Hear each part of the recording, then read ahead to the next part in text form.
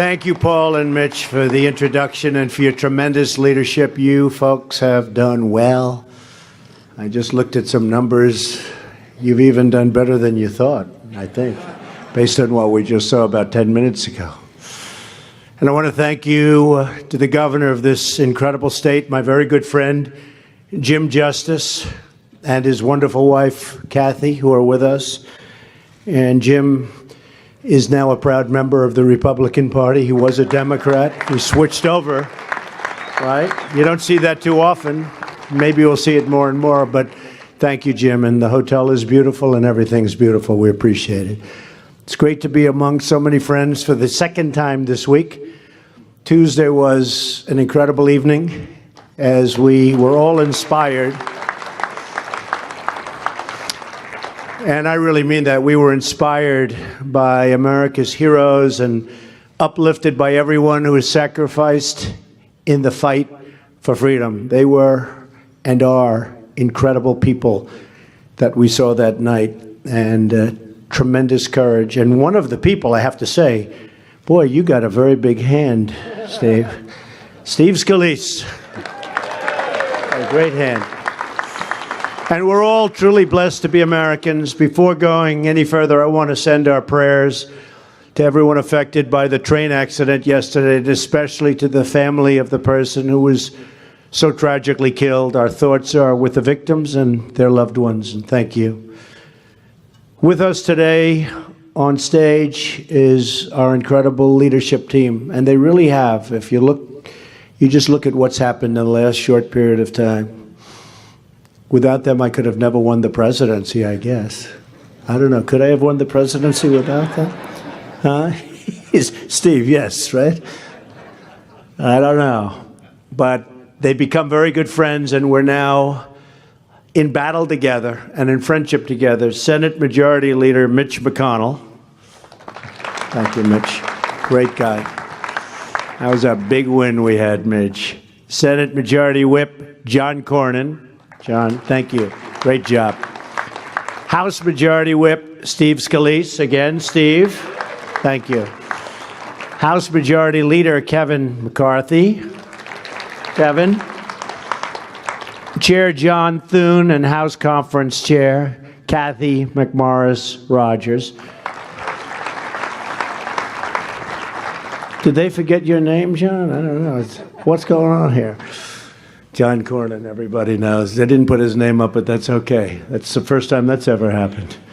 Hey, John, that'll never happen again. Working together, we've accomplished extraordinary things for the American people over the last year. And I really believe this is just the beginning. You know, Paul Ryan called me the other day, and I don't know if I'm supposed to say this, but I will say that he said to me, he has never, ever seen the Republican Party so united, so much in like with each other. But literally the word united was the word he used. It's the most united he's ever seen the party, and I see it too. I have so many friends in this group, and there is a great coming together that I don't think either party has seen for many, many years. So, right? Yep. That's good. I was hoping he wouldn't deny that, but he did. He called me, and I thought it was very nice. So thank you, Paul, very much. Every day we're removing government burdens and empowering our citizens to follow their hearts and to live out their dreams. The priorities of Republicans in Congress are the priorities of the American people. We believe in strong families, and we believe in strong borders.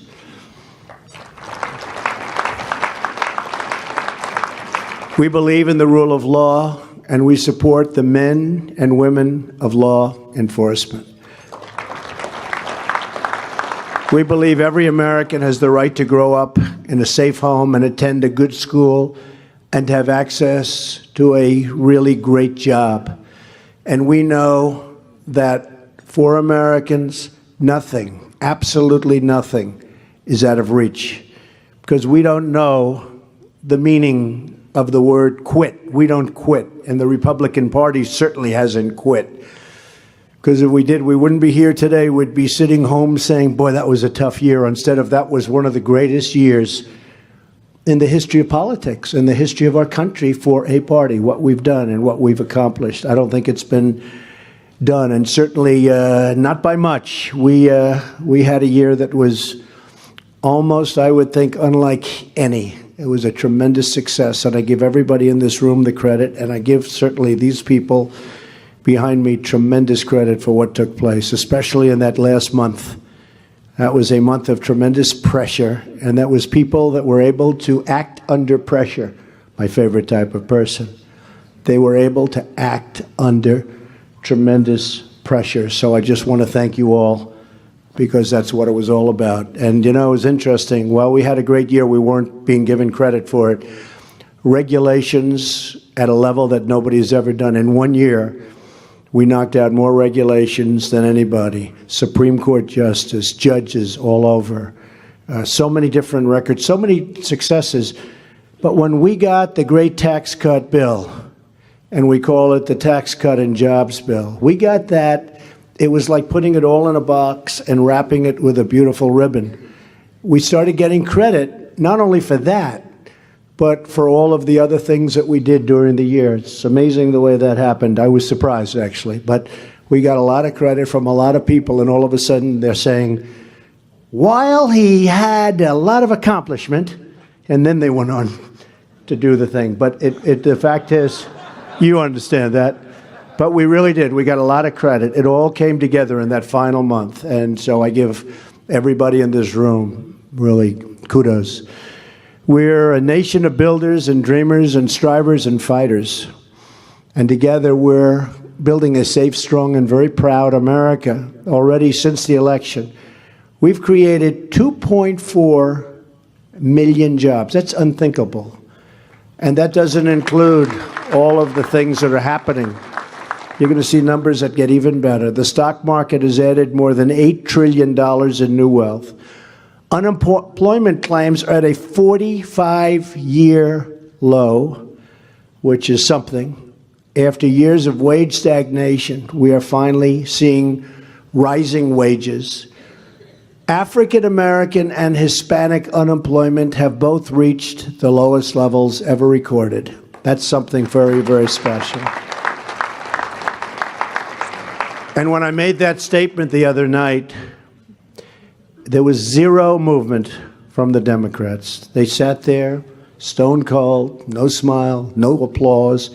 You would have thought that on that one they would have sort of at least clapped a little bit, which tells you perhaps they'd rather see us not do well than see our country do great. And that's not good. That's not good. We have to change that.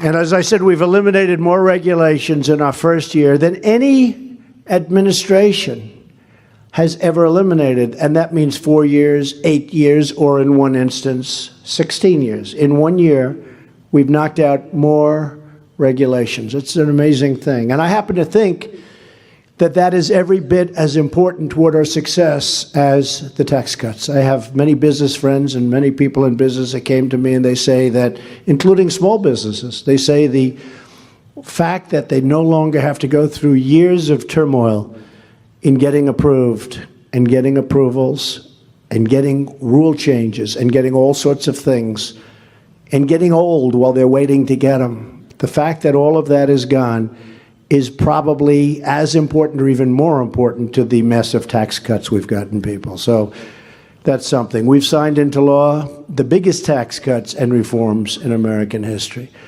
And I have to say, included in there is the individual mandate. We repealed it. That's a big one. That's so big. By itself, that would be a big achievement. And we sort of take it as, well, that was included. And ANWR, one of the great potential fields anywhere in the world. And I never appreciated ANWR so much. A friend of mine called up who's in that world and in that business, said, is it true that you're thinking about ANWR? I said, yeah, I think we're going to get it. But, you know, he said, are you kidding? That's the biggest thing by itself. He said, Ronald Reagan and every president has wanted to get ANWR approved. And after that, I said, oh, make sure that's in the bill. It was amazing how that had an impact. That had a very big impact on me, Paul. I really didn't care about it. And then when I heard that everybody wanted it for 40 years, they've been trying to get it approved, I said, make sure you don't lose that war. But it's great for the people of Alaska. And Senator Sullivan, Senator Murkowski are here someplace. Where are they? But they are very happy campers. Where, Senator? Good, Senator. Thank you. Don Young. They worked very... Where's Don Young? He's such a quiet guy. Where's Don? Don Young also. Don, thank you. So, no, we were always going to get it. We never had a problem with it. But you think about it, that by itself is a big bill. The individual mandate by itself is a big, powerful bill. That was just added on to what we did with the massive tax cuts. I want to thank Senate Finance Chairman and a very spectacular man, Orrin Hatch. Where's Orrin? Orrin is... I love listening to him speak. He said once, I am the single greatest president in his lifetime. Now, he's a young man, so it's not that much. And he actually once said, I'm the greatest president in the history of our country. And I said, does that include Lincoln and Washington? He said, yes. I said, I love this guy. I love him. But he is. He's a special guy. And House Ways and Means Chairman Kevin Brady for their incredible work. Kevin, where are you, Kevin? What a job. I'd call Kevin night after night. Kevin, what about this? What about that? You were always there. He was working. What did you average sleep for about 4 weeks? About maybe nothing. I think he had no average. But you did a great job. Nobody knows it better than you, Kevin. Thank you. Maybe we'll do a phase 2. I don't know. We'll do a phase 2. Are you ready for that, Kevin? I think you're ready. We'll get them even lower. But we are proud of you. Here in West Virginia, as a result of our tax cuts, the typical family of 4 will save roughly $2,000 a year. To lower tax rates for hardworking Americans, we nearly doubled the standard deduction for everyone. Now, the first $24,000 earned by a married couple is completely tax-free. And when I came into this beautiful building just a little while ago, one of the people said, you know, I just got a check, and I have $221 more than I had last year at this time in my envelope. And that's what we were waiting. We were waiting for February. And then we got hit with these corporations giving tremendous bonuses to everybody that Nancy Pelosi called crumbs. That was that could be like deplorable. Does that make sense? Deplorable and crumbs? Those two words, they seem to have a resemblance. I hope it has the same meaning. But she called it crumbs when people are getting $2,000 and $3,000 and $1,000. That's not crumbs. That's a lot of money. We also doubled the child tax credit, and that's so helpful to so many. We've gone from one of the highest business tax rates anywhere in the world to one of the most competitive, one of the lower ones, so that our great workers and companies can compete and win against anyone. We've now given them the tools to go out and win. And that's what they're doing. And they're also pouring back. A lot of you folks, you saw Davos the other day, they're coming back. I believe I brought hundreds of billions of dollars with me back from Europe, back from Switzerland, when I went there the other day to make a speech. They're so excited about this country and what's happening here. And they would never, ever have come. In fact, if the opposing party had won the election, you would have had tremendous new rules and regulations put on everything, and other things would have happened. And instead of going up almost 50%, your stock market, in my opinion, would have gone down 50%. I really believe that, because they were stifling it. They were getting prepared to stifle even worse than it was. The changes to our business tax alone are expected to raise average household income by $4,000. Roughly 3 million workers have already received tax cut bonuses and raises totaling thousands and thousands of dollars per worker. And that's just over the past 6 weeks alone. Because of our tax cuts, Apple is investing $350 billion in the United States, they're bringing $240 billion back. $240 billion. They're going to pay a tax of $38 billion, Mitch, $38 billion. But they're going to invest a total of $350 billion. And when I first heard the number, I said, you don't mean billion, you mean $350 million. Because I've been saying to Tim Cook, Tim, we got to build plants here. You know, for $350 million, you can build a beautiful plant. But for $350 billion, they're going to build a lot of plants. And this would have never happened without us and the work you've done. And they're hiring 20,000 workers, by the way. And 2 days ago, ExxonMobil, in addition to many others, just announced that they're investing $50 billion in the United States. So the good news just keeps on rolling in, and it's going to. And I want to thank Senator Tim Scott for Opportunity Zones. Our tax plan encourages this investment. Where is Tim? What a good guy Tim is. Tim, see him over there someplace? Thank you, Tim. But we're investing in distressed communities to create more jobs for those who have too often been left behind. And Tim worked hard on that. We want every American to know the dignity of work, the pride of a paycheck, and the satisfaction of a job really well done. And we're reaching our hand all across the aisle in pursuit of common ground and common sense reforms for the good of all Americans, all Americans. We can reform our prison system to help those who have served their time get a second chance at life. And I've watched this, and I've seen it, and I've studied it. And people get out of prison, and they made a mistake. And not all. Some are very bad, but many are very good.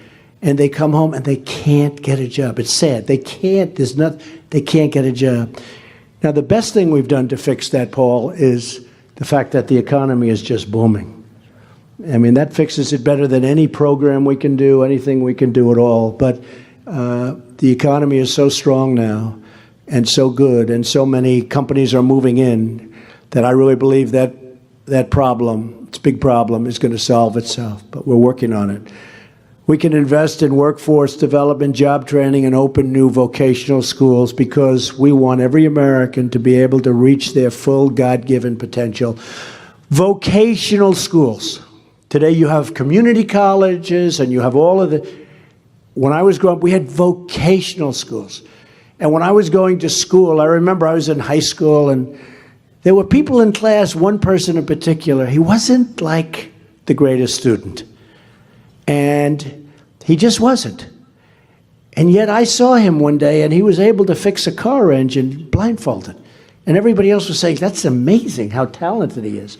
He had a different kind of a talent. And we should have vocational schools. You learn mechanical, you learn bricklaying and carpentry and all of these things. We don't have that very much anymore. And I think the word vocational is a much better word than in many cases a community college. A lot of people don't know what a community college means or represents. So we're working very hard on vocational schools so that when all these companies move into this country, we're going to have a workforce that knows exactly what they're doing. In addition to that, when they move in, we're giving them incentives to also train people themselves, because in many ways that's the best way to do it. In Wisconsin, we have a great company moving in. They make all of the Apple iPhones, and they're going to have a big program. They're going to have a tremendous program to teach people how to do this, because it's a whole new skill, and it'll be very successful. We can reduce the price of prescription drugs and ensure that terminally ill patients have a right to try. So important, right to try. You know, those drugs, they sit in there for 12, 13, 14 years, and a person's terminally ill. They have 2 months left. And under the old system, they don't want to give them even an experimental medicine because they're afraid they're going to be hurt. Well, they're not going to be around for 2 months. So they'll sign a waiver, and we're going to give them the hope of finding something. You have people, and I've known people like this, they travel all over the world to try and find a cure. And we have great experimental drugs, but it'll be years before they come onto the market. So it's called Right to Try, and I hope you folks can approve it, and I hope you agree with it, but I think it's so important. It's so important. And Scott Gottlieb is heading it up, and Or the other thing you get is you learn pretty quickly how effective it is. Does it work? But you learn it really very quickly. So right to try. We can fix bad trade deals and negotiate new ones that are fair. And the most important word to me on trade is reciprocal. Because we have deals where companies will send in a motorbike, we charge them nothing. But when we send a Harley Davidson or a motorbike to those countries, they charge us 100% tax. That's not fair. So they'll send their motorbikes or something into us 0. We send it to them 100%. That's not fair trade. That's not fair. So I like the word reciprocal. If they're going to do it to us, we're going to do it to them. And what's going to happen is your numbers are going to either come down or we're going to make a lot of money. And either one is okay as far as I'm concerned. We can rebuild our crumbling infrastructure, and we will. Streamline the horrible approval process. Roadways that take 12, 13, 14 years to get approved. We used to build them in 3 months, and now it takes years and years of approvals. We're going to bring that down, ideally to 1 year. It's 2 years is our goal, but 1 year is our real goal. And we can get it done under budget, and we want to get it done ahead of schedule, because you don't have too many of them. Under budget and ahead of schedule. We can deliver for our police, our veterans, and our brave service members. And finally, after decades of waiting, we can finally pass immigration reform that protects our country, defends our borders, and modernizes our immigration rules to serve the needs of American workers and of American families. So important.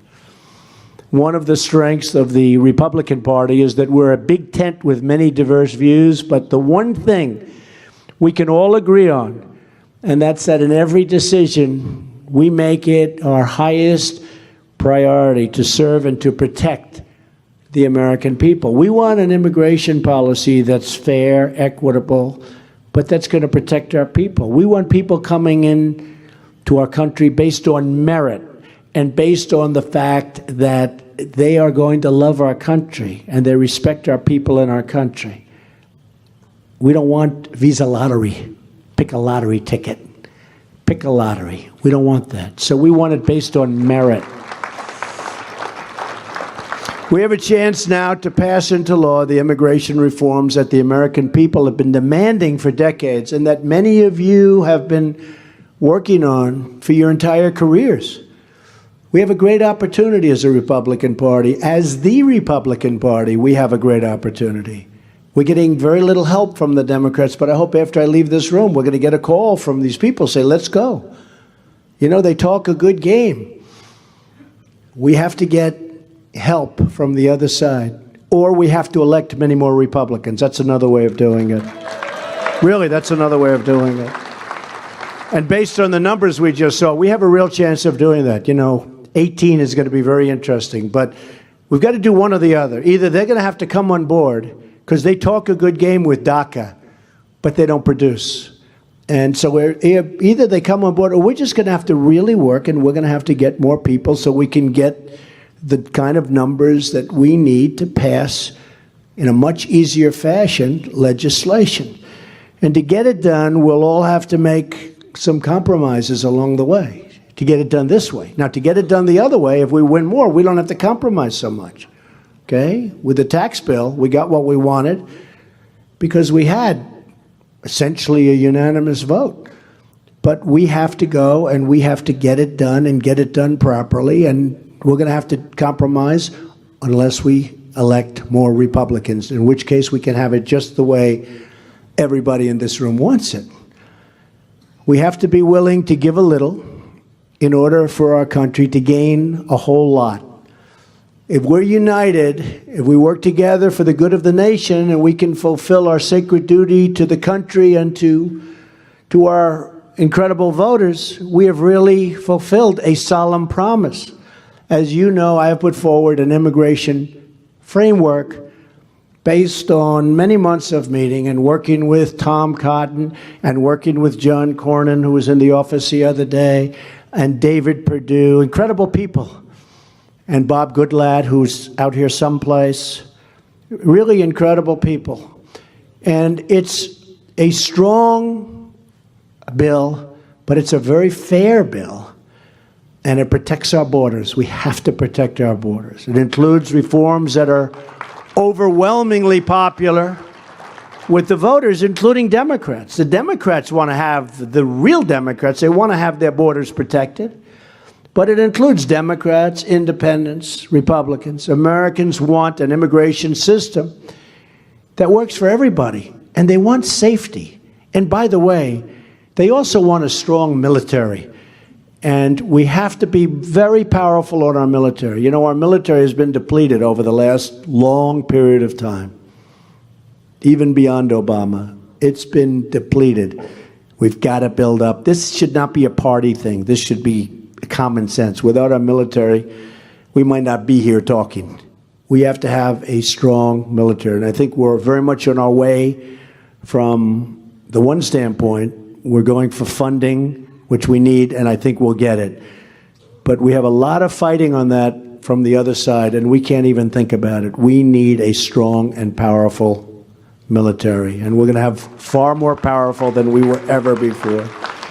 Nearly 7 in 10 Americans support an immigration reform package that includes a permanent solution on DACA. I mean, I've been hearing about DACA for so many years. Some people call it dreamers. It's not dreamers. Don't fall into that trap. It's just much different than dreamers.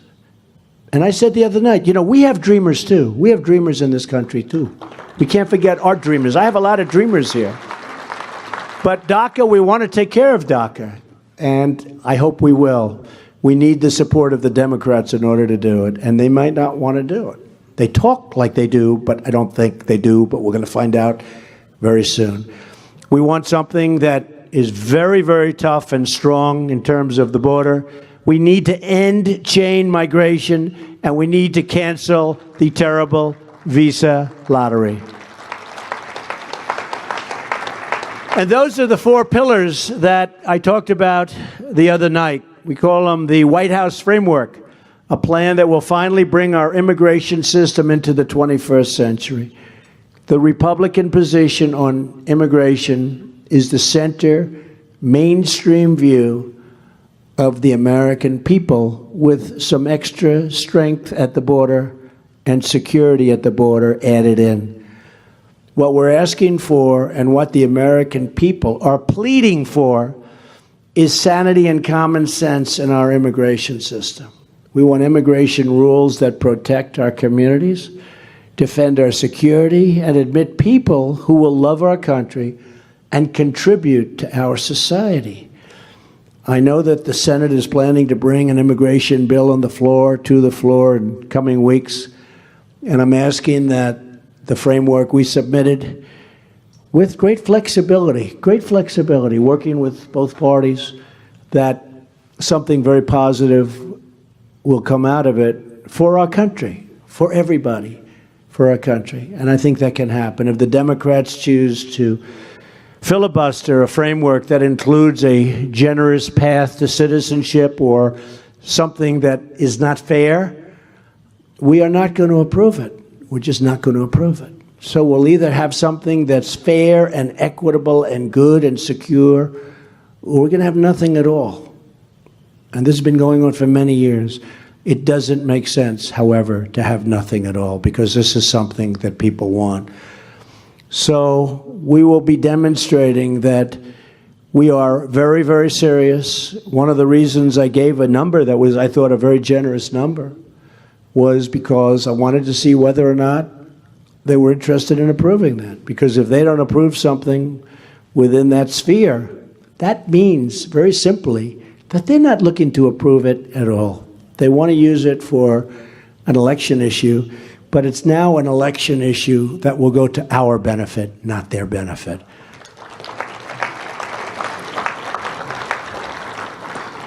But make no mistake, I will not rest until we have delivered for the citizens of our great country so many different things: immigration, the strong military. We've done an awfully good job of protecting our Second Amendment.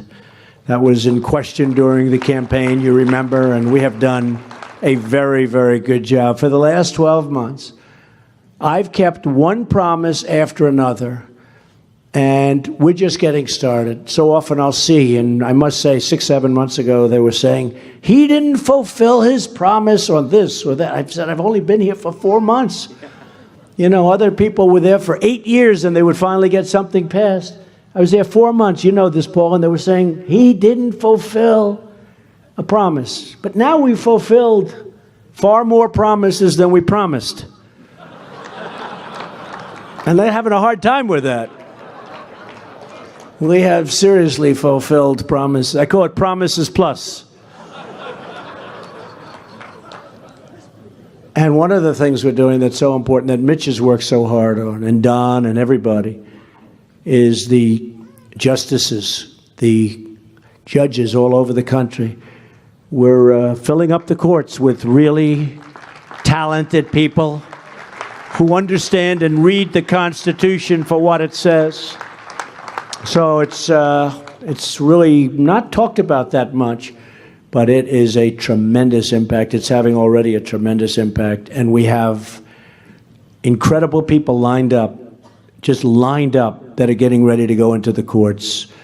And in many ways, Mitch, I think it's going to be one of the most important things, if not the most important thing that we're doing. Defense is always the most. Got to be the most, John, right? But what we're doing with the courts, I think, is going to go down as one of the greatest achievements. So I want to thank you for that. Thank you.